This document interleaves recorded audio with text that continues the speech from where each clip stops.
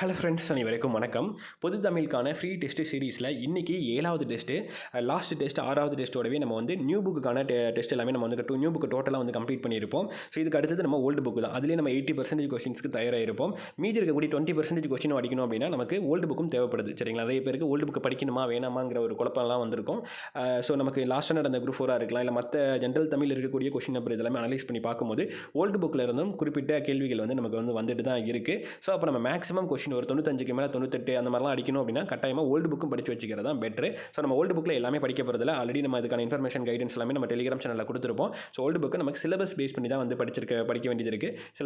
சிலபஸை பேஸ் பண்ணி நமக்கு என்ன வேணுமோ எக்ஸாமுக்கு இப்போ நமக்கு இந்த அளவுக்கு என்ன தேவையோ ரொம்ப இம்பார்ட்டண்டான இன்ஃபர்மேஷன் மட்டும் நீங்கள் இதுக்கு ஓல்டு புக்கில் படிச்சுக்கிட்டிங்கன்னா போதுமானது. நியூ புக்கில் நமக்கு தெளிவாக லைன் பை லைன் எல்லாமே வந்து படிக்க வேண்டியதாக இருந்திருக்கும். சரிங்களா? ரைட். இப்போ 6லேருந்து 8 வரைக்குமான நியூ புக் ஓல்டு புக்கை கவர் பண்ணி இந்த டெஸ்ட் அப்படிங்கிறது இருக்குது. ஸோ எல்லாரும் ஒழுங்காக படிச்சிருப்பீங்க அப்படின்னு நினைக்கிறேன். ஸோ படிக்கலனாலும் ப்ராப்பராக ரிவிஷன் பண்ணிவிட்டு இந்த டெஸ்ட் வந்து எழுதுங்க. ஸோ இன்றைக்கி நாளைக்குள்ளேயாச்சும் இந்த டெஸ்ட்டை வந்து எழுதிருங்க.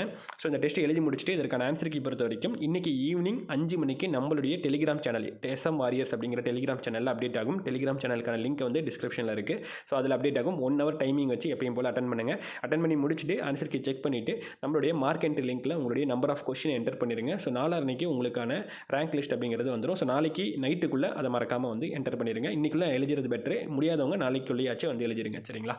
ரைட். ஸோ அவ்வளோதான் இந்த வீடியோ. அதே மாதிரி நாளைக்கு வந்து அடுத்த டெஸ்ட்டில் வந்து பார்த்திங்கன்னா 9th 10th தமிழ் வந்து டோட்டலாக கவர் ஆகும். அதோட நமக்கு வந்துட்டு நியூ புக்கு ஓல்டு புக்கு எல்லாமே நம்ம வந்து டோட்டலாக முடிச்சிடறோம். ஸோ இதிலே மேக்ஸிமம் நம்ம வந்து 95-98% கொஸ்டின்ஸ்க்கு எல்லாத்துக்கும் நம்ம வந்து தயாராகியாச்சு. அதுக்கு அடுத்த ஒரு டெஸ்ட் இருக்குது. அதுதான் previous year question test.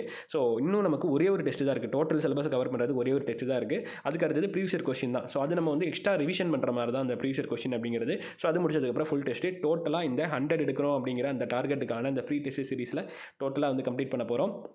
So உங்களுடைய உழைப்பு இது வரைக்கும் வந்திருக்கு அப்படின்னாலே சூப்பரான ஒரு உழைப்பு நீங்கள் கொடுத்துருக்கீங்க அப்படிங்கிறது அர்த்தம். இந்த ஜேர்னியில் வந்து இப்போ நம்ம வந்து 90% வந்தாச்சு. இன்னும் 10% தான். ஸோ இன்றைக்கி டெஸ்ட்டையும் சூப்பராக வந்து எழுதுங்க. அடுத்த டெஸ்ட்டுக்கு நல்லாவே ப்ரிப்பேர் பண்ணுங்கள். ஸோ இதோட நம்ம வந்து 100 கொஸ்டினுக்கான டார்கெட் அப்படிங்கிறது கம்ப்ளீட் பண்ண போகிறோம். எல்லாருக்கும் all the best. Thank you so much.